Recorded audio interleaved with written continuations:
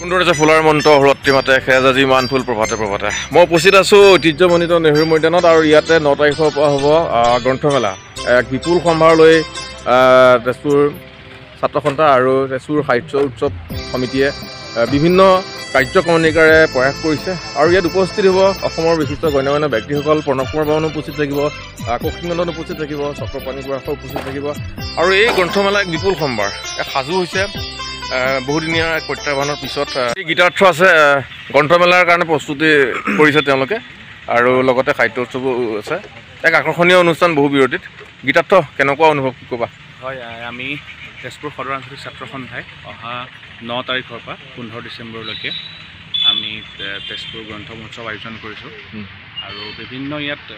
ছাত্ৰ ছাত্ৰীসকলক জড়িত কৰিব পৰাকৈ বিভিন্ন প্ৰতিযোগিতাৰ আয়োজন হৈছে বিভিন্ন অসমৰ বিভিন্ন প্ৰান্তৰ পৰা বিপণীসমূহ আহিব আমি আশাবাদী আৰু সকলোকে এই অনুষ্ঠানটো সাফল্যমণ্ডিত কৰাত যাতে সকলোৱে সহায় সহযোগিতা আগবঢ়ায় তাৰে কামনা ছাত্ৰ ছাত্ৰীসকলে যদি গ্ৰন্থ অনুৰাগী হওঁ গ্ৰন্থ কিনো গ্ৰন্থ ক্ৰয় কৰোঁ অভিভাৱকসকলক সকলো আহক